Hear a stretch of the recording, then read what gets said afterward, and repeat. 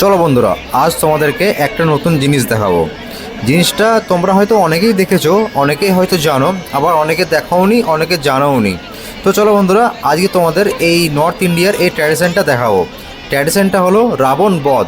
ঠিক রামায়ণে যেরকম রাম রাবণকে বধ করেছিল, সেরকমই এই নবরাত্রের শেষ দিনে, অর্থাৎ আমরা যেরকম কয়েকদিন ধরে দুর্গাপুজো পালন করি, নর্থ ইন্ডিয়াতে দুর্গাপুজো সেরকমভাবে হয় না, কিন্তু 9 দিন ধরে নবরাত্রি পালন করে এরা।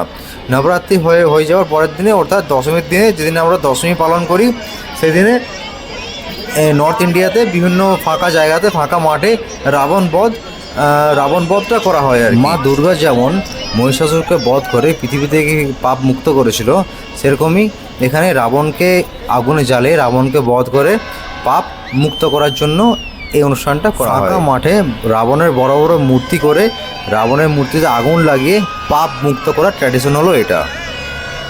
তো বন্ধুরা, আমার বাড়ি থেকে জাস্ট একটু দূরেই একটা ফাঁকা মাঠে এই নবরাত্রির মেলাটা হচ্ছে। এই তোমরা দেখতে পাচ্ছ বড় বড় রাবণের মূর্তি তৈরি করা হয়েছে 3টে।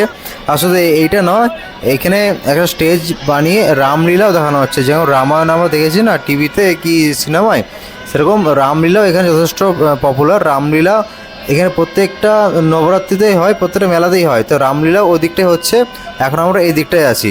তো বিগত কয়েকদিন ধরে মেলাটা হচ্ছে ঠিকই, কিন্তু আগে 9 দিন সেরকম কোনো ভিড় হয়নি। আজকে এই রাবণ বধ দেখার জন্য এত ভিড়, এত লোক তোমরা দেখতে পাচ্ছ, চারিদিকে প্রচুর লোক, সবাই দেখো ভিডিও করছে। এই ধরো এই রামজি এসে রাবণকে আগুন লাগিয়ে দিয়েছে। এই তোমরা দেখতে পাচ্ছ এখন এই বম ফুটছে আর রাবণের গায়ে আগুন জ্বালিয়ে দিয়ে রাবণ পুরো আগুনের মধ্যে মরে যাচ্ছে, অর্থাৎ পাপ সব নষ্ট হয়ে যাচ্ছে। এই একটা একটা করে 3টে যে পুতুল বানানো হয়েছে রাবণের, সবগুলো জ্বালানো হবে, দেখো তোমরা।